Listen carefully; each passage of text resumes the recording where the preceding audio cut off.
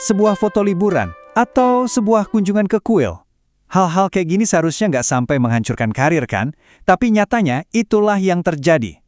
Hari ini kita akan coba selami gimana bayangan panjang dari peristiwa yang terjadi lebih dari 80 tahun lalu masih bisa memicu kemarahan internasional sampai sekarang. Coba kita lihat kasus ini. Di satu sisi, ada aktor populer Tiongkok, Zhang Jahan, lagi jalan-jalan ke kuil Yasukuni di Jepang.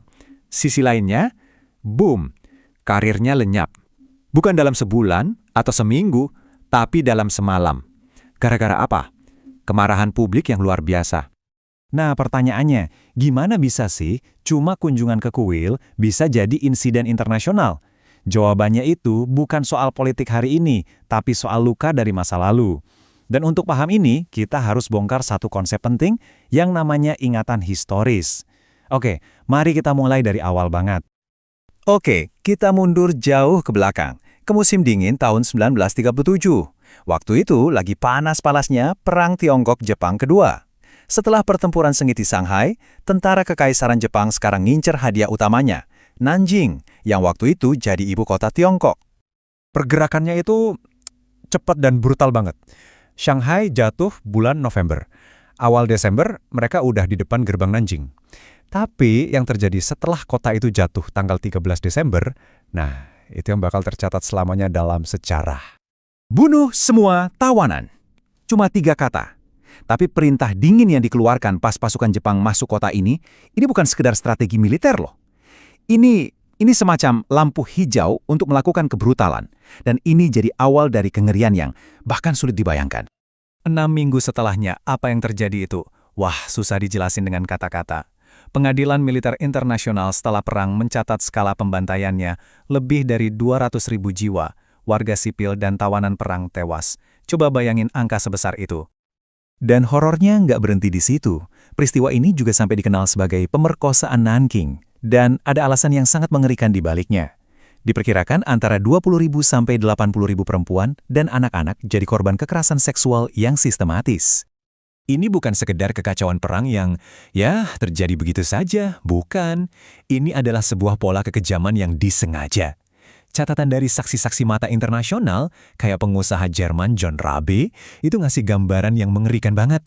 Eksekusi massal, penjarahan, pembakaran, pokoknya kebrutalan yang benar-benar di luar kendali. Oke, ini kan kejadiannya puluhan tahun lalu ya. Terus kenapa kok sampai sekarang masih terasa begitu hidup dan relevan? Nah, jawabannya itu bukan cuma soal fakta sejarah, tapi tentang kekuatan ingatan. Yuk kita bahas soal ingatan kolektif. Ingatan kolektif, seperti yang dijelaskan di sini, itu bukan sekedar buku sejarah. Anggap aja ini sebagai cerita yang kita, sebagai sebuah kelompok, ceritakan ke diri kita sendiri tentang siapa kita, berdasarkan masa lalu kita. Dan yang menarik, cerita ini kadang bisa lebih kuat daripada fakta sejarah itu sendiri. Cerita inilah yang kemudian membentuk identitas dan, ya, bahkan tindakan politik. Nah, buat Tiongkok, pembantaian Nanjing itu bukan cuma satu peristiwa sejarah. Prosesnya kira-kira begini. Ada peristiwa traumatis, lalu cerita-ceritanya disebarkan lewat kesaksian, memorial, pendidikan, dan akhirnya ini jadi bagian inti dari identitas nasional mereka. Ini jadi semacam kisah tentang penderitaan sekaligus ketahanan, sebuah luka yang justru jadi bahan bakar nasionalisme. Jadi, kalau kita punya ingatan kolektif yang begitu kuat dan menyakitkan, bahkan tindakan-tindakan simbolis yang kelihatannya kecil pun bisa meledak jadi krisis besar.